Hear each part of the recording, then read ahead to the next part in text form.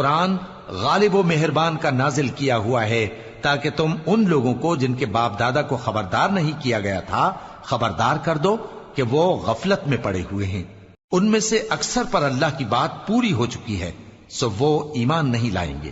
ہم نے ان کی گردنوں میں طوق ڈال رکھے ہیں اور وہ ٹھوڑیوں تک پھنسے ہوئے ہیں، تو ان کی گردنیں اکڑی ہوئی ہیں، اور ہم نے ان کے آگے بھی دیوار بنا دی اور ان کے پیچھے بھی، پھر ان پر پردہ ڈال دیا تو یہ دیکھ نہیں سکتے۔ اور تم ان کو خبردار کرو یا نہ کرو ان کے لیے برابر ہے، یہ ایمان نہیں لائیں گے۔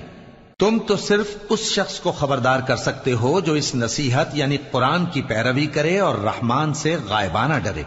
سو اس کو مغفرت اور بڑے ثواب کی بشارت سنا دو۔ بے شک ہم مردوں کو زندہ کریں گے، اور جو کچھ وہ آگے بھیج چکے اور جو ان کے نشان پیچھے رہ گئے ہم ان کو قلم بند کر لیتے ہیں، اور ہر چیز کو ہم نے کتاب